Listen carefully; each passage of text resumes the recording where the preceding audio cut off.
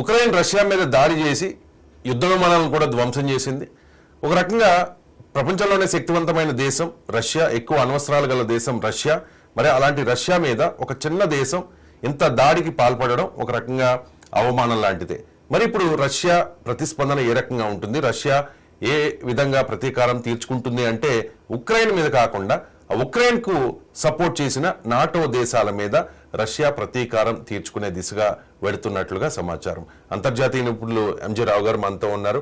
ఎంతవరకు ఉక్రెయిన్ మీద కాకుండా నాటో దేశాల మీదే రష్యా పగ తీర్చుకునే అవకాశం ఉంది ఎంజీ రావు గారు? ఎస్ అండి, ఇప్పుడు రష్యా అనేది ఎట్టి పరిస్థితుల్లో కూడా ఉక్రెయిన్ మీద పగ తీర్చుకుంటుంది అనే విషయాన్ని అమెరికా అధ్యక్షుడు ట్రంప్ చెబుతున్నారు.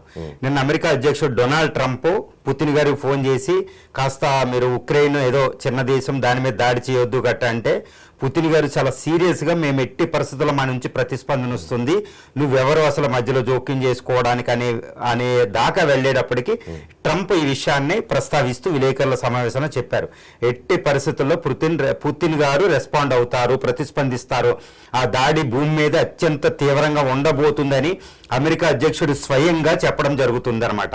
అంటే ఇప్పుడు రష్యా అనేది ఉక్రెయిన్ దాడి చేస్తే ఉక్రెయిన్ మీద ప్రతిస్పందిస్తారా, ఉక్రెయిన్ వెనకాలన్న నాటో దేశాలైన Turkey, Britain, France, Norway, Sweden ఇలా 30 దేశాలు యూరోపియన్ దేశాల మీద ప్రతిస్పందిస్తారా అనేది పెద్ద క్వశ్చన్. కానీ ఇక్కడ ఎట్టి పరిస్థితుల్లో కూడా పుతిన్ గారు ఉక్రెయిన్ మీద దాడి చేయకపోవచ్చు. ఎట్టి పరిస్థితుల్లో కూడా ఉక్రెయిన్ మీద దాడి చేయరండి. ఎందుకు దాడి చేయరంటే ఉక్రెయిన్ అనేది రష్యాలో ఒక అంతర్భాగం. ఎప్పటికైనా అది ఉక్రెయిన్ అనేది రష్యాలో కలిసిపోతుంది. ఉక్రెయిన్లో ఉన్న ప్రజల్లో 60% వరకు రష్యా మాట్లాడే రష్యన్ జాతి ప్రజలు, అంటే స్వయంగా వేసుకున్నట్టు. ఇప్పుడు చూడండి, ఇండియా పాకిస్తాన్ యుద్ధం జరిగితే భారతదేశం వెళ్ళి పిఓకే ప్రజల మీద బాంబులు వేస్తే ఎలా ఉంటుంది, వాళ్ళు మనలో కలిసేవాళ్ళు ఎప్పుడు కూడా.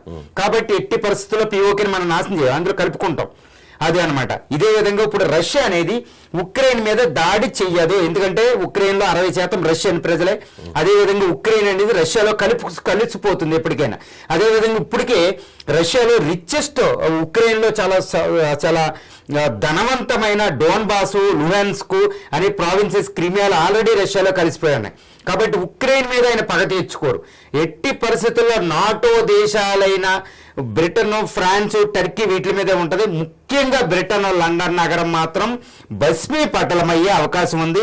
ఇది మెద్వదేవ్ చెప్పడం కూడా జరిగిందండి. ఇది చాలా ప్రమాదంలో ఉంది నాటో దేశాలు. ఈ నాటో అనేది అత్యంత డేంజర్. అందులో ఈ బ్రిటన్, జర్మనీ ఏం చేసింది, టారస్ మిసైల్ ఉక్రెయిన్కి ఇస్తుంది, చాలా డ్రోన్స్ ఇచ్చింది. బ్రిటన్ చాలా బడ్జెట్ ఇచ్చింది, ఫ్రాన్స్ బడ్జెట్ ఇచ్చింది. అంటే ఈ పాపం ఎవరిది, నాటో దేశాలు. ముఖ్యంగా చెప్పాలంటే ఈ నాటోలో ఉన్న అమెరికా దీనికి కోఆపరేట్ చేయలేదు. ఈ ట్రంప్ ఎంతసేపు యుద్ధం చల్లార్దామని ట్రై చేస్తున్నాడు. ట్రంప్కున్న ముందు జో బైడెన్ మాత్రం సహాయం చేశాడు. ట్రంప్ వచ్చిన తర్వాత అమెరికా పక్కకి వెళ్తే నాటో దేశాలు రంగంలో వచ్చినాయి. అంటే పుతిన్ తన జీవితంలో 25 సంవత్సరాల రష్యా అధ్యక్ష జీవితంలో పెద్ద అవమానాన్ని ఎదుర్కొన్నారు. మళ్ళీ దీంతో పాటు ఇంకోటి ఏంటంటే రష్యా చరిత్రలోనే అతిపెద్ద దాడిని ఎదుర్కొంది. రష్యా అంతటా వీళ్ళు దాడి చేయడం జరిగింది ఉక్రెయిన్ వెళ్ళి. అందులో ఇర్కుట్స్ అని ఎక్కడ ఆర్కిటిక్ సీ దగ్గర 5000 కిలోమీటర్ల అవతల ఉన్న ఎయిర్ బేసెస్ని అటాక్ చేసి 41 యుద్ధ విమానాల TU-160, TU-95, TU-180 లాంటి పెద్ద అణు బాంబర్లు కూడా పేల్చడం జరిగింది. ఈ ఉక్రెయిన్ కేవలం ఒక $5,000-6,000 ఉన్న ఒక ఇది డ్రోన్లో ఉపయోగించి. కాబట్టి ఇప్పుడు ఏంటంటే పుతిన్ ఎట్టి పరిస్థితుల్లో పగ తీర్చుకుంటారు. లేకపోతే పుతిన్కి అవమానం, రష్యాకి అవమానం. రష్యా మిలిటరీ పవర్గా ఇప్పుడు దాని పరువు పోయింది, ప్రపంచంలో దాని ప్రతిష్ట దిగజారిపోయింది. కాబట్టి పుతిన్ ఎట్టి పరిస్థితుల్లో ఉక్రెయిన్ మీద చేయలేడు. ఉక్రెయిన్ అనేది పార్ట్ కాబట్టి, శరీరంలో పార్ట్ కాబట్టి. సో ముఖ్యంగా లండన్ నగరం మీద ఆయన దృష్టి ఉంది, లండన్ నగరం మీద. ఎందుకంటే ఈ రష్యా దగ్గరున్న బొల్గరేడో మిసైల్స్ని తీసుకెళ్లి ఈ మెద్వదేవ్, ఇప్పుడు రష్యాను ఒకప్పుడు అధ్యక్షుడిగా పనిచేసి ఈ పుతిన్ గారికి చాలా ఎయిడ్గా, సహాయకారిగా, ఇప్పుడు మన భారత ప్రధాని గారికి అజిత్ దోవల్ ఎలాగో మెద్వదేవ్ అని పుతిన్ గారికి అలా అనమాట. ఆయన చెబుతున్నారు. లండన్కి ఎన్నోసార్లు హెచ్చరించడం జరిగింది ఉక్రెయిన్ విషయంలో, ఉక్రెయిన్కి సపోర్ట్లో. మీ లండన్ పేలిపోతుంది, న్యూక్లియర్ సునామీ తెప్పిస్తాం అని. ఈ బెల్గరాడో మిసైల్ ఏంటంటే చాలా చాలా డేంజర్ అన్నమాట. ఈ బెల్గరాడో మిసైల్ ఏం చేస్తుందంటే ఈ లండన్ నగరం దగ్గరికి వెళ్ళి థేమ్స్ రివర్ దగ్గర నార్త్ సీలో అట్లాంటిక్ ఓషన్లో అది బాంబు పేలిస్తే ఆ అణుబాంబుకి సునామీ వస్తుంది అనమాట లండన్ నగరం. దాన్ని ఏమంటారంటే సిటీ కిల్లర్ అనమాట. ఇంకా ఈ సిటీ ఇలా భస్మీ పట్టణం అయిపోతుందండి. ఒకప్పుడు నాగసాకి హిరోషిమా అయిపోయినప్పుడు భస్మీ పట్టణం అయిపోతుంది అనమాట. ఇంత ప్రమాదం ఈరోజు నాటో దేశాలు ఎదుర్కొంటున్నాయి. అదనమాట. అంటే పుతిన్ పగంతా నాటో దేశాల మీదే. నాటోకి ఏదో విధంగా ఈ రోజు కొన్ని రోజుల్లో కొన్ని గంటల్లో నాటోపై రష్యా దాడి చేసే ప్రమాదం ఉంది. ఆ దాడిని ఎదుర్కోవడం అంటే ప్రపంచానికి అది ఒక పెద్ద గండంగా మారబోతుంది. ఆ దాడి ఎలా చేస్తాడంటే ఉక్రెయిన్ టెరిటరీ దగ్గరలో అణుబాంబు పేల్చినా నాటోలు పేలిపోతాయి. ఉక్రెయిన్ దగ్గర అణుబాంబు పేల్చినా ఆ నాటో దేశాలు యుద్ధానికి వస్తాయి. అంటే నాటో రష్యాకి ఈరోజు యుద్ధం అనేది అనివార్యం అనేది ఉక్రెయిన్ని రెచ్చగొట్టి ఉక్రెయిన్ ద్వారా వాళ్ళు రష్యాపై దాడి చేసేటప్పటికి నాటో తప్పు చేసినట్టు, నాటో ప్రత్యక్షంగా రష్యా మీద దాడి చేసినట్టు ఈరోజు పుతిన్ ట్రీట్ చేస్తున్నారు. పుతిన్ ఈ విషయాన్ని ముందే చెప్పారు. మీరు పొరపాటున ఉక్రెయిన్ ద్వారా ఏదైనా మేజర్ దాడి మా రక్షణకి ఏదైనా డేంజర్ వస్తే మాత్రం మేము రెస్పాండ్ అవుతాం, అది ఇది పట్టించుకోమని పుతిన్ ముందే న్యూక్లియర్ డాక్టర్ని మోడిఫై చేసి చెప్పడం జరిగింది. ఈ రోజు వాళ్ళు అంతవరకు వెళ్ళిపోయారు. కాబట్టి రష్యా ప్రతిస్పందన నాటో మీదే ఉంటుంది, ఉక్రెయిన్ మీద ఉండదు అని మనకు అర్థమైపోతుంది. యుద్ధం అంటూ జరిగితే అది నాటో మీదే, ఉక్రెయిన్ మీద కాదు అని మీరు చెప్తూ ఉన్నారు. ఒకవేళ ఆ యుద్ధమే కనుక జరిగితే నాటో గెలుస్తుందా, రష్యా గెలుస్తుందా? ఎవరి బలం ఎంత? ఇక్కడ ఒక్కటే విషయం అండి. ఇప్పుడు మన నాటో శక్తిని పరిశీలించాలి. ఇప్పుడు రష్యా మన చూస్తే 8,50,000 మంది సైన్యం ఉంటారు. ఈ నాటోలో 54 లక్షల మంది సైన్యం. ఇందులో అమెరికాని మినహాయిస్తే 30 లక్షల మంది సైన్యం ఉన్నారు. అంటే రష్యాకి తక్కువ ఉన్నారు. అదండి. తర్వాత యుద్ధ విమానాలు చూస్తే దానికి ఇప్పుడు నాటో అమెరికా ఇది ఉంటే అమెరికా అన్ని కలిపి 20,000 యుద్ధ విమానాలు నాటోకి, దీనికి 4,000 యుద్ధ విమానాలు. అదేవిధంగా ట్యాంక్స్ చూస్తే 12,000 రష్యాకు ఉంటే 14,000 నాటో దేశాలకు ఉంటాయి. దీన్ని బట్టి మనకి చూస్తే ఏంటంటే నాటో ముందు రష్యా పనిచేయదు. కానీ ఇక్కడ ఏంటంటే అణుయుద్ధం జరుగుతుంది, మ్యాడ్ అని అణుయుద్ధం జరుగుతుంది. అప్పుడు రష్యా దగ్గర ఎన్ని అణ్వాయుధాలు ఉన్నాయి? 5,500 అణ్వాయుధాలు ఉన్నాయి. అమెరికా, యూరోపియన్ యూనియన్ అన్ని కలిపినా అక్కడ 5,000 ఉన్నాయి. అంటే ఏంటి?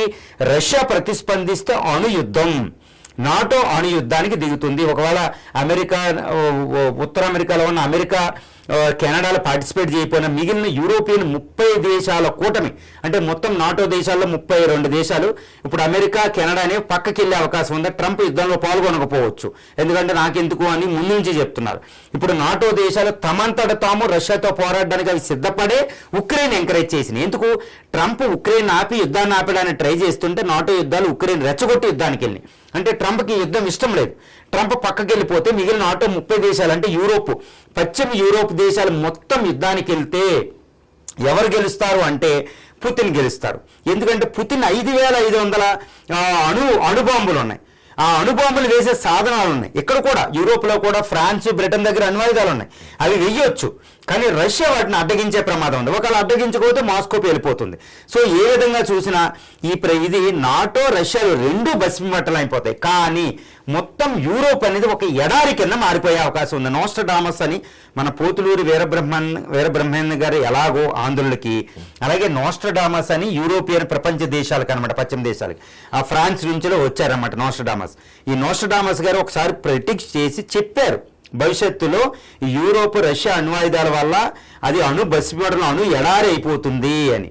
ఇప్పుడు అదే జరగబోతుందేమో. రష్యా ప్రతిస్పందిస్తే అటువైపు నాటో దేశాలు ప్రతిస్పందించడానికి అవకాశం లేకుండానే, ఎందుకంటే అమెరికా వెంటనే రాదు. అమెరికా ఉంటే రష్యా వేరే ఉంటుంది. ఇప్పుడు అమెరికా రాకపోతే వెంటనే బ్రిటన్, ఫ్రాన్స్ దగ్గర అణ్వాయుధాలు ఉన్నాయి. వాటి దగ్గర 2 అణ్వాయుధాలు కలిపితే 500 అణ్వాయుధాలు ఉన్నాయి. అంటే రష్యా ప్రతిస్పందిస్తే, పుతిన్ ప్రతిస్పందిస్తే ఎలా ఉంటుందంటే, ఇంకా బ్రిటన్, ఫ్రాన్స్ మీద రష్యా వేస్తే ఇంకా బ్రిటన్, ఫ్రాన్స్ తెములుకునే లోపల అవి సర్వనాశనం అయిపోతాయి. అంటే ఏంటి? యూరోప్ అనేది భస్మీపట్టణమయ్యే అవకాశం ఇక్కడ పుష్కలంగా ఉంది. పుతిన్ అటాక్ చేస్తే ఇంకా ఎదుటివాడికి అటాక్ చేసే అవకాశం ఇవ్వరు. అయినప్పటికీ కొన్ని సబ్మెరైన్స్ ఏంటంటే బ్రిటన్ సబ్మెరైన్స్ ఏంటి, అదేవిధంగా ఫ్రాన్స్ స్కార్పియన్ కేటగిరీ సబ్మెరైన్స్ ఏంటంటే పసిఫిక్ తర్వాత అట్లాంటిక్ ఓషన్లో ఉంటాయి. అవి అణ్వాయుధాలతో ఉంటాయి, వాటిని నాశనం చేయడం కుదరదు. కాబట్టి అవి కూడా రష్యా మీద అణ్వాయుధాలు వేస్తాయి. కాబట్టి ఈ రష్యా నాటోల మధ్య జరిగే యుద్ధంలో రెండూ పోతాయి. దాన్ని ఏమంటారు, మ్యూచువల్లీ అష్యూర్డ్ డిస్ట్రక్షన్ అంటారు. అంటే ఏంటంటే రెండు దేశాలు నాశనం అయిపోతాయి. ఇటు అమెరికా కూడా నాటో దేశాలు ఇన్వాల్వ్ అవుతాయి, యూరోపియన్ అది దూరంగా ఉండడానికి ఉండదు. ఎందుకంటే ఇటు యూరోపియన్ దేశాల్లో వైట్ రేస్ ఉంటుంది, శ్వేత జాతీయులు, ఇటు అమెరికాలో శ్వేత జాతీయులు. కాబట్టి రెండు రెస్పాండ్ అవుతాయి. అంటే ఏమిటి, ఇటు నాటో దేశాల్లో 32 దేశాలు, America, Canada, western European countries 30 ఒక పక్షాన్ని ఉంటే, ఇటు రష్యా ఒక పక్షాన్ని ఉంటే చైనా ఇన్వాల్వ్ అవుతుంది. ఈ విధంగా పరిణామాలు ఏంటంటే మూడో ప్రపంచ యుద్ధం దారితీస్తుంది. కాబట్టి రష్యా, చైనాలు, ఉత్తర కొరియాలు ఓ పక్కన ఉంటే, ఇరాన్ ఓ పక్షాన్ని ఉంటే 4 దేశాలు, అటు నాటో దేశాలు ఓ పక్షాన్ని ఉంటాయి. అంటే ప్రపంచ యుద్ధం. ఈ ప్రపంచ యుద్ధంలో ఇరాన్, చైనా పార్టిసిపేట్ చేసిందంటే, చైనా పార్టిసిపేట్ పాకిస్తాన్ చైనా వెనకాల భారత్ మీద అటాక్ చేస్తుంది. భారత్ ఎట్టి పరిస్థితుల్లో మనం ఇటు ఆస్ట్రేలియా, కెనడా, నాటో దేశాల వైపుకి పక్షాన్ని తీయవలసిన అవసరం ఉంటుంది. కాబట్టి ఇటు చైనా, రష్యాలు పక్షానికి వెళ్ళిపోతాయి. అప్పుడు రష్యా, ఇండియా, రష్యాలు కలిసి ఉండవు. కాబట్టి ఎందుకంటే పాకిస్తాన్ మన మీద దాడి చేసే అంతవరకు చైనా, రష్యాలు నాటోల మీద వెళ్తాయి. పాకిస్తాన్ మన మీద దాడి చేస్తే మనం పాకిస్తాన్ రెచ్చగొడితే ఇటు చైనా వస్తుంది, చైనాకి ప్రధాన మిత్రపక్షం, అదే విడిపోతుంది అనమాట. ఈ విధంగా మూడో ప్రపంచ యుద్ధం అనేది అనివార్యమైన పరిస్థితి అవుతుంది.